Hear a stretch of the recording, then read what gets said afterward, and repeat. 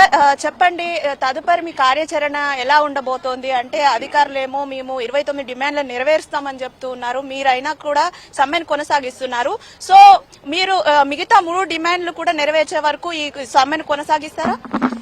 ముందుగా ఈ 3 డిమాండ్లు నెరవేర్చే వరకు మేము సమ్మె కొనసాగిస్తారు. అయితే ఆల్రెడీ ఈ రోజు కేబినెట్ మీటింగ్ ఉంది కాబట్టి కేబినెట్ మీటింగ్ లో మాకు ఆశావా దృక్పథం ఉంది. ఏంటంటే రేవంత్ రెడ్డి గారికి ఇంతకుముందు దాకా మరి ఈ కమ్యూనికేషన్ వెళ్ళిందో లేదో తెలియదు, కానీ ఈ రోజు కేబినెట్ మీటింగ్ అంటే పర్టికులర్ గా ఈ దీని మీద టాపిక్ మీద మాట్లాడతారు కాబట్టి స్పందిస్తారని అనుకుంటున్నాం.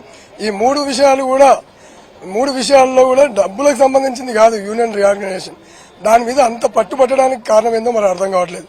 కాబట్టి అదొకటి ఈజీగానే అవుతుంది. ఇంకోటి దీని మీద అపాయింటెడ్ డేట్ ఇవ్వాలి. ఇది ఆల్రెడీ రాజముద్ర పడ్డది. రాజముద్ర పడ్డాక ఓన్లీ అపాయింటెడ్ డేట్ ఇవ్వడానికి దీనికి మళ్ళీ మేము ఆల్రెడీ 45 డేస్ ముందు స్ట్రైక్ నోటీస్ ఇచ్చినాం. అప్పుడు ఈ స్పందించేది ఏదో ఒక 45 డేస్ ముందు స్పందించి 30 రోజుల కమిటీ ఏదో వేస్తే ఇప్పటివరకు సాల్వ్ అయ్యే అవకాశం ఉండేది. కానీ రేపు స్ట్రైక్ అనగా ఈ రోజు నైట్ వేయడం అనేది కాలయాపనకు దారితీస్తుంది. కాలయాపన చేయాలనే ఉద్దేశంతో చిత్తశుద్ధి ఉంటే మాత్రం 100% మీరు చేస్తారని అనుకుంటున్నాం.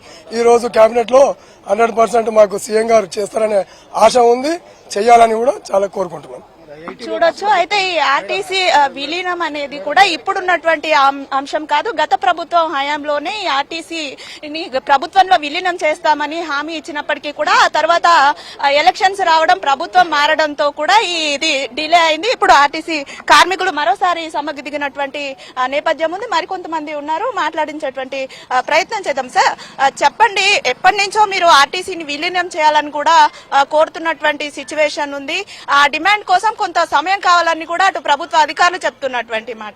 సో ఎలా ఉండబోతోంది? సమ్మె నోటీస్ ఇచ్చి 45 డేస్ అయింది మేడం. ఇంకా టైం ఎట్లా ఇస్తాం? మేము టైం ఇస్తే మేము ఏదైతే సమ్మె నోటీస్ ఇస్తామో అది పనికిరాదు. ఎందుకంటే 45 డేస్ అయితే సమ్మెకు టైం ఉంటుంది. ఆ టైం తర్వాత చేస్తే సమ్మె చేస్తే ఇల్లీగల్ అవుతుంది. లీగల్ గా పోయినాం మేము. 45 డేస్ అయింది మేము సమ్మె నోటీస్ ఇచ్చి. ఏ రోజైనా చర్చలు చేయొచ్చు. టైం అయిపోయినాక ఏదైతే సమ్మె రోజు అవుతుందో సమ్మె డేట్ డిక్లేర్ అయినాక చర్చలకు పిలిచినాం. అయినా చర్చలకు వెళ్ళినాం. గవర్నమెంట్కి 10 దఫాలుగా అప్పీల్ చేసినాం. మా ప్రాబ్లం చెప్పడం జరిగింది. సమ్మె నోటీసులో మా డిమాండ్స్ ఇవ్వడం జరిగింది. లేబర్ కమిషనర్ దగ్గర 3 సార్లు చర్చలు జరిగినాయి. ఇద్దరు మా యాజమాన్యం కానీ ప్రభుత్వం తరఫున ఏ ప్రతినిధి రాలేదు. దయచేసి మేము తెలంగాణ లేదు మేడం, మేము ఏ రాజకీయ నాయకులను కలవలేదు. హెచ్ఎంటీ ద్వారా మేము ప్రజలకు అప్పీల్ చేస్తున్నాం. ఏ రాజకీయ నాయకుడి దగ్గర కూడా మేము లెటర్స్ ఇవ్వలేదు. ఇంకా ప్రభుత్వం మీద నమ్మకం ఉన్నది. ఈ రోజు దాకా ఇంకా ప్రభుత్వం మాకేమో చర్చలకు పిలిచి మా ప్రాబ్లమ్స్ సాల్వ్ చేస్తారని మేము ఆశాభావుతున్నాం.